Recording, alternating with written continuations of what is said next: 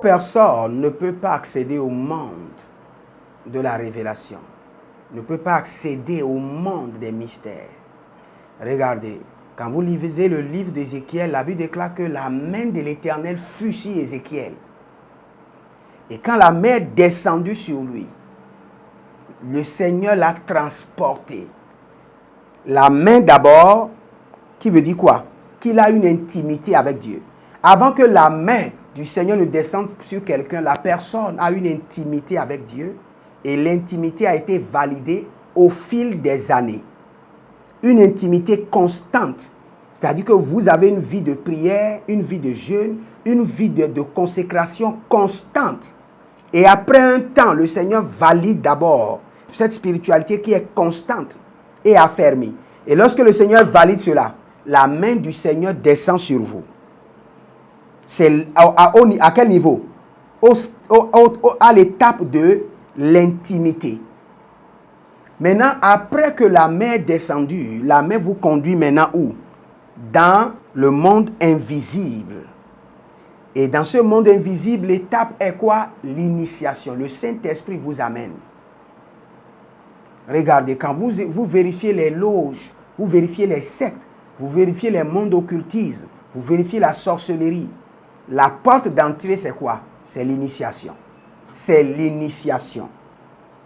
Allez vérifier tous les sectes que vous connaissez.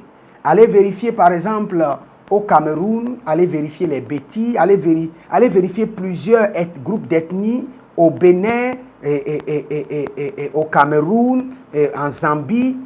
La porte d'entrée, c'est l'initiation.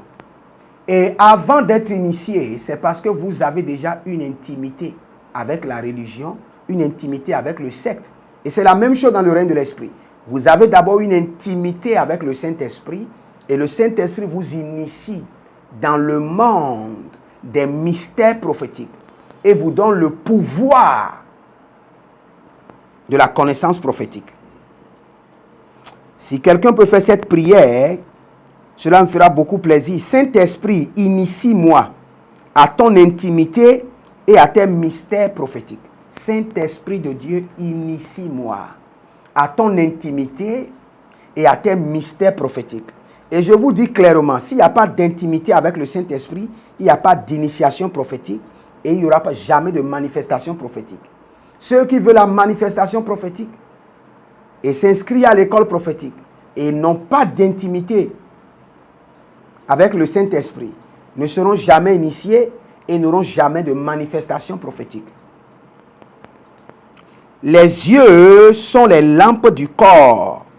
De même, les yeux de l'esprit ou les yeux du monde invisible sont les connaissances, sont la connaissance des mystères. De la même manière, vous utilisez ces yeux-là pour voir physiquement. Les yeux que vous devez utiliser pour voir dans le règne de l'esprit, c'est la connaissance des mystères. La connaissance des mystères. Lorsque vous connaissez des mystères, regardez, vous savez comment le prophétique fonctionne? Lorsque vous avez connaissance de plusieurs mystères, le Saint-Esprit est très content pour travailler avec vous. Parce que il y a un dépôt de mystères dans votre esprit. Le Saint-Esprit les puise et les projette seulement dans votre pensée, ou les puise et les projette dans votre conscience, ou les display comme image, ou vous parle dans vos oreilles. Mais vous avez déjà un dépôt de mystère. Il y a plusieurs personnes, je vous dis, à qui le Saint-Esprit parle, tout le temps, mais ils ne comprennent rien. C'est comme un langage barbare.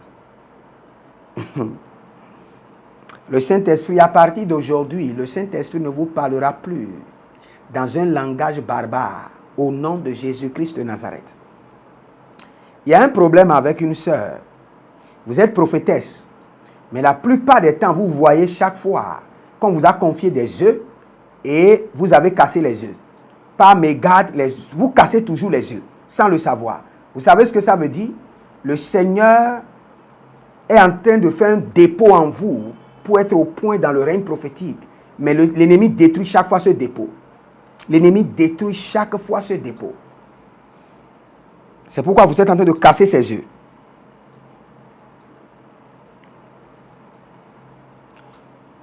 Dans Matthieu chapitre 13, le verset 11, nous avons vu que le Seigneur nous a dit que les mystères du royaume des cieux nous appartiennent.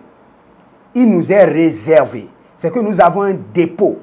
Nous avons comme héritage les mystères du royaume des cieux. C'est-à-dire que nous avons un accès à travers la porte de la grâce au mystère des royaumes des cieux. Maintenant, vous devez comprendre. Comprenez clairement. Toute personne qui a la connaissance des mystères du royaume des cieux aura la connaissance de ce monde. Regardez, quand Jésus-Christ expliquait à ses disciples des paraboles, il les a dit clairement. Si je vous explique les choses de la terre, vous ne comprenez pas. Qu'en sera-t-il quand je vous expliquerai les choses des cieux? Cela veut dire que quelqu'un qui a la connaissance supérieure des choses des cieux aura la connaissance des choses de la terre. Clair. Donc ce qui a acquis premièrement, c'est la connaissance des choses célestes, la connaissance, les mystères du royaume des cieux. Je prie pour vous, par votre connexion à ma vie prophétique, qui est de transfert d'esprit, des mystères du royaume des cieux, qui est d'impactation, des mystères du royaume de Dieu, des mystères du royaume de Dieu. Je vois un homme de Dieu qui a une moto, une grosse moto. Ce n'est pas du scooter, mais cette moto, c'est une grosse moto. Et vous êtes un serviteur de Dieu, vous avez l'appel de Dieu, vous désirez au prophétique. Le Seigneur me dit que tout votre problème, c'est la distraction. Qu'il vous manque une concentration ferme. Une concentration ferme. Le Seigneur dit, dès que vous allez vous mettre dans une concentration ferme, le Seigneur est prêt à vous initier dans le monde des mystères prophétiques. Recevez maintenant le droit de veto à l'accès des mystères du royaume de Dieu qui a été donné par notre Seigneur Jésus. Comprenez que tout le prophétique que vous voyez a un droit de veto qui vous a été accordé par la grâce que le Seigneur Jésus-Christ a mise à notre disposition.